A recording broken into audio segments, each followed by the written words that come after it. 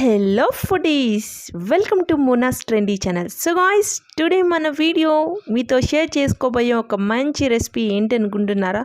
So అదేనండి, మంచి gravy స్ట్రెచర్తో చాలా చాలా టేస్టీగా, సో చూస్తేనే నోరు ఊరిపోయే మటన్ గోంగూర కర్రీ అండి.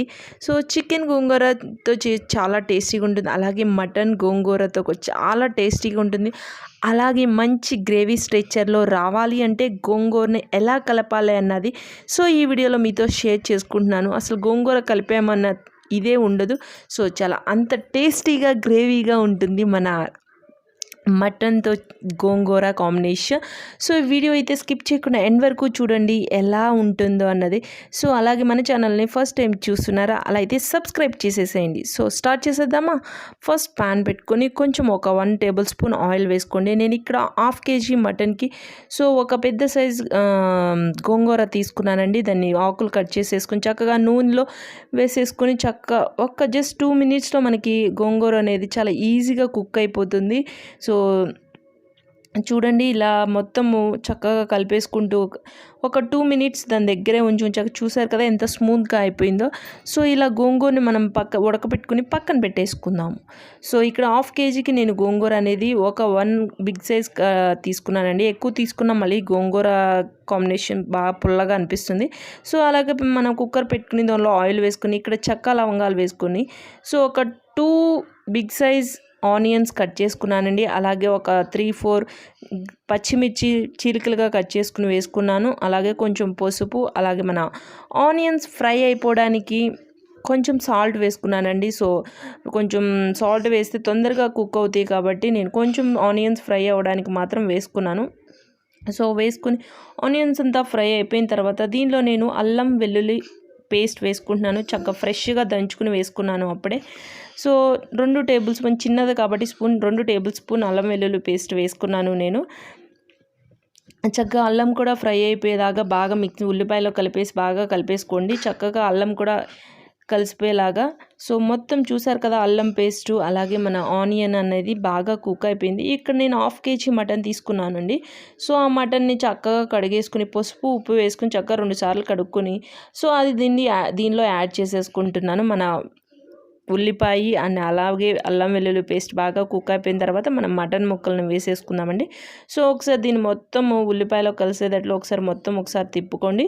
తిప్పిన తర్వాత దీనిలో నేను ఆల్రెడీ కొంచెం పసుపు వేసాను కదా, మళ్ళీ కొంచెం ఇప్పుడు కొంచెం ఒక 1/2 టేబుల్ స్పూన్ పసుపు వేసుకుంటున్నానండి.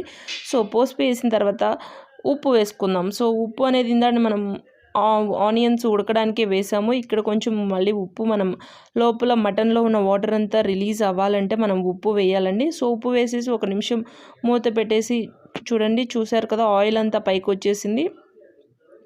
సో మళ్ళీ ఒకసారి మొత్తం తిప్పేసి దీనిలో మనం మొత్తం వాటర్ అంతా అయిపోయి మనకు ఆయిల్ అనేది వచ్చింది. సో దీనిలో ఇప్పుడు మనము కారం వేసుకోండి. మీ టేస్ట్కి సరిపడా కారం వేసుకోండి. నేనైతే ఇక్కడ 2 టేబుల్ స్పూన్స్ కారం వేసుకుంటున్నాను, ఎందుకంటే ఆల్రెడీ నేను పచ్చిమిర్చి అనేది 4 వేసుకున్నాను. మీరు ఎక్కువ తినే వాళ్ళైతే ఎక్కువ వేసుకోండి. అలాగే ఇక్కడ జీలకర్ర పొడి కూడా వేసుకున్నాను. కారము జీలకర్ర పొడి వేసి ఒకసారి మొత్తం తిప్పేసేయండి.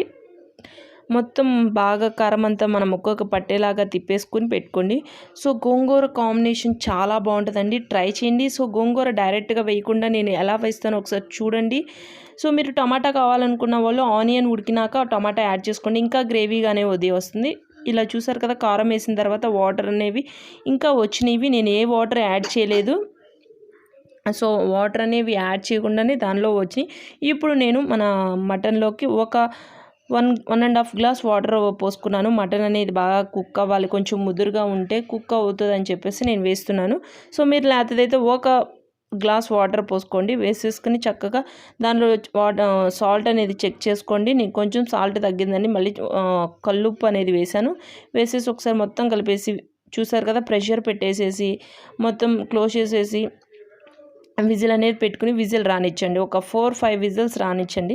సో 4-5 విజిల్స్ తర్వాత చూసారు కదా ఆయిల్ అంతా పైకి వచ్చేసి మన మటన్ అని ఎలా ఉందో. సో చూసారు కదా మటన్ అంతా కుక్ అయిపోయిందో లేదో ఒకసారి చెక్ చేసుకోండి ఎలా ఉంది అనేది మొక్కని పట్టుకుని.